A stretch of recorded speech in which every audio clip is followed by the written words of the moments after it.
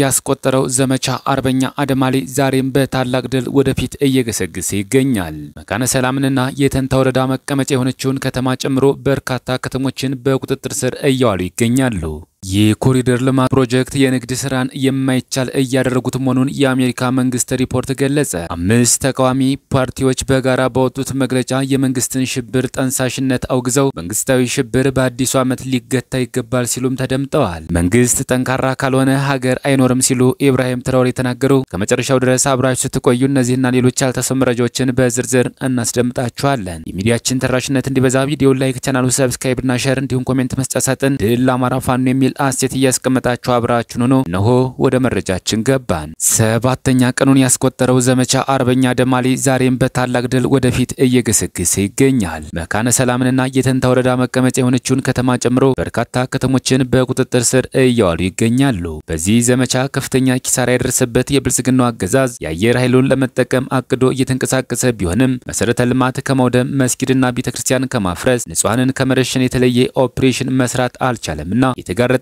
የሽንፈት ክንንብ መግለጥ አልተቻለው። በታሪክ እስከምናውቀው ድረስ ህዝብን ተዋግቶ ያሸነፈ መሪ የለምና የአብይ አህመድና ግብረ አበሮቹ ጣፈንታም ከዚሁ የተለየ አይሆንም። የገደሉት፣ ያፈናቀሉት፣ ያሳደዱት ህዝብ አንድ ለት ያሳድዳቸዋል። ቤተክርስቲያን አጸድ ውስጥ እንደተገኘ ውሻም እየተከተለ ይቀጠቅጣቸዋል። ብልጽግና ፀሐይ ልትጠልቅ ጥቂት ማምሻዎች ቀርተዋልና የአማራ ህዝብ እስካሁኑ በበለጠ አንድ ሆኖና ክንዱን አጠናክሮ እየተዋጋና ግባተ መሬቱን እያፋጠነው ይገኛል።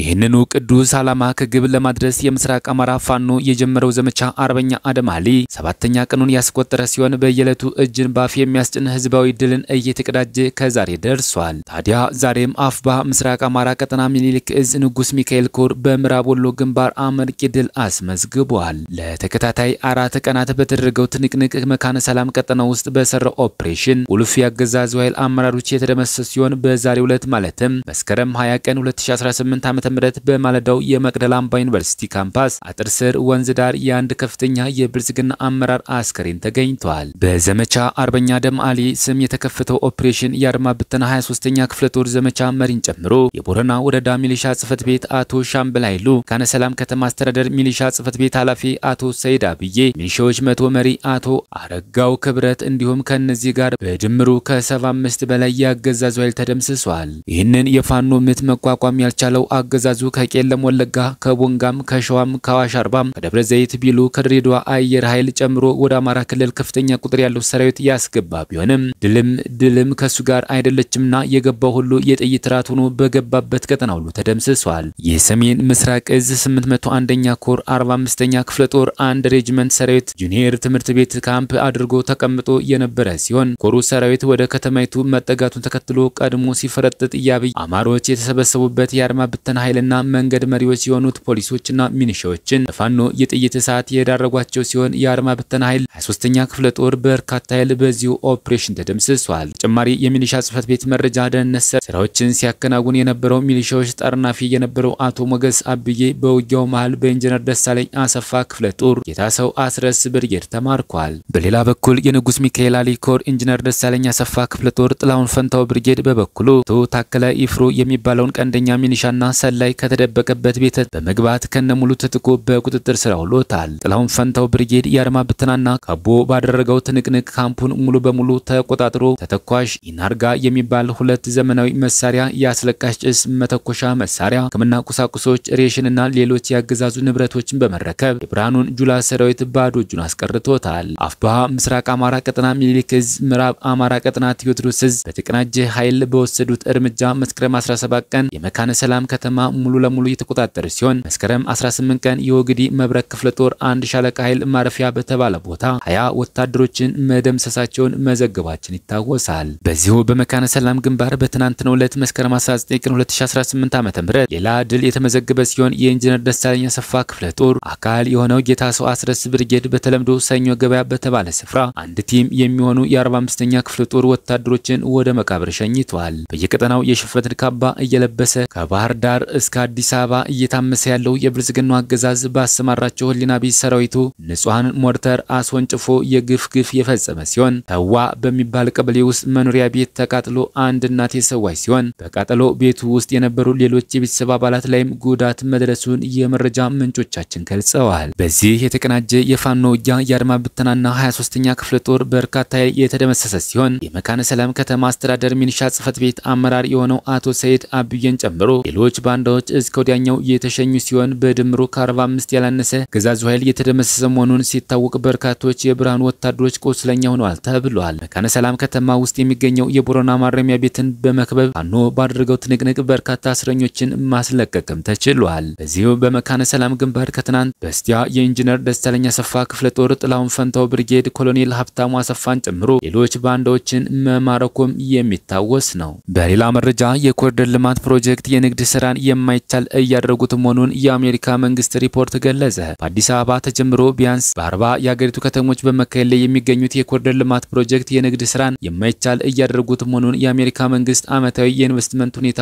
ሪፖርት ገለጸ። የአሜሪካ ኩባንያዎች በመረጃ ላይ የተመሰረተ ውሳኔ እንዲያሳልፉ በሚል በሀገሪቱ የውጭ ጉዳይ መስሪያ ቤት በየዓመቱ የሚዘጋጀው ይህ ሪፖርት 170 በላይ የሚሆኑ ሀገራትን የኢንቨስትመንት አመችነት ሁኔታ የሚዳስስ ሲሆን አርብ መስከረም 16 ቀን 2018 ዓ.ም ባወጣው የዘንድሮ ሪፖርቱ ኢትዮጵያን የኮሪደር ልማት ፕሮጀክቶች የንግድ ስራን የማይቻል እያደረጉት መሆኑን ገልጿል። የኮሪደር ልማት ፕሮጀክቶች ከንግድ ቦታዎች ፊት ለፊት ያሉ መንገዶችን በማፍረስ የሚከናወኑ መሆናቸውን የጠቆመው የአሜሪካ መንግስት ሪፖርት ይህ የንግድ ስራን የማይቻል እያደረገው መምጣቱን ያትታል። በዚህም የንግድ ስራዎች ቀጥታ ባይነኩም እንኳን ከስራ እንዲወጡ እየተገደሉ ነው ብሏል። ከዚህ ጋር በተያያዘም አንዳንድ የውጭና የሀገር ውስጥ ባለሀብቶች ድንገተኛና ከፍተኛ የግብር ግመታ ወይም ወደ ኋላ ተመልሶ በሚሰራ አዲስ ህግ የተነሳ የመጣ የግብር ጥያቄ እንዳጋጠማቸው መግለጻቸውም ጠቅሷል። እነዚህ የግብር ጥያቄዎች የቀረቡት ያለበቂ ግልጽነት ወይም አሰራርን ሳይከተሉ እንደሆነ የሚናገረው ሪፖርቱ ትርፋቸው በከፍተኛ ሁኔታ እንዲቀንስ እንዳደረገ እንዲሁም እርምጃው ቀጥተኛ ያልሆነ መንገድ የባለቤትነት መብት ማሳጣት እንደሚያቋቁም አስፍሯል። ሪፖርቱ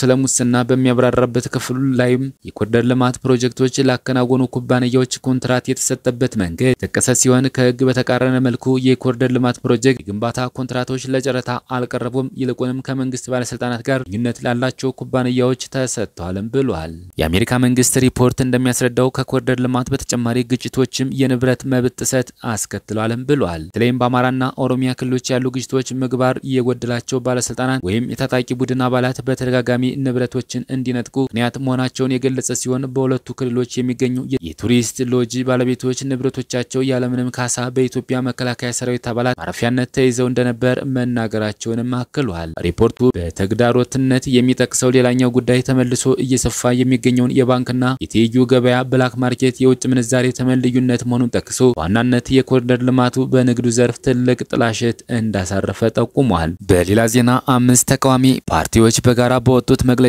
የመንግስትን ሽብር ጠንሳሽነት አወገዙ። መንግስታዊ ሽብሩ በአዲሱ ዓመት ሊገታ ይገባል ሲሉም ተደምጠዋል። በተለያዩ ስርዓቶች እንደተለመደው ህዝብ በአዲስ ዓመት ተስፋ እንዲሰንቅ መጠናቸው ቢለያይም ግጭቶችን በማቆም የፖለቲካ እስረኞችን በይቅርታ በመፍታት የሰው ኑሮ ያከበዱ ጫናዎችን በማቅለል ጥረቶችን ሲያደርጉ ታዝበናል። በታሪክ ድርሳናትም ተጽፎ ይገኛል ያሉት ፓርቲዎቹ የብልጽግና አገዛዝ ግን በተቃራኒው ገታ፣ ግድያ፣ ዛቻ፣ ድሮን ጥቃት፣ ፖለቲካዊ ውጥረቶች፣ የኑሮ ጫናና መሰል ስርዓት ወለድ ምስቅልቅሎች ልካቸውን አሃዛቸውና ቦታቸውን ቀይረው የህዝቡን ስቃይ እያናሩት ይገኛሉ ብለዋል። ትብብር ለኢትዮጵያ አንድነት እንደማሳያ ያነሳውን በሰሜን ወሎ ዞን ከወልዲያ 20 ኪሎ ሜትር ርቀት የምትገኘው ሳንቃ ከተማ መስቀል በዓል ዕለት ጤና ጣቢያ ላይ ከቀኑ 6 ሰዓት ላይ በተፈጸመ የድሮን ጥቃት ቤተሰብ ሲያስታምመው የነበሩ 3 ሰዎች ተገድለዋል። አንዲት የጤና ጣቢያው የጽዳት ሰራተኛ ከፍተኛ የአካል ጉዳት ደርሶባታል። 3 የጤና ጣቢያው የህክምና ባለሙያዎች ቀላል የአካል ጉዳት ደርሶባቸዋል። የ6 ዓመት ህፃን ልጅ ከፍተኛ ጉዳት አስተናግዳለች። እዚሁ ጋር ተያይዞ ላሊበላ ከተማ ከሚገኙ ቅርሶች መሃል የሆነውና ከአንድ ቋጥኝ ፍልፍል የተሰራው ገነተ ማርያም ቤተክርስቲያን አቅራቢያ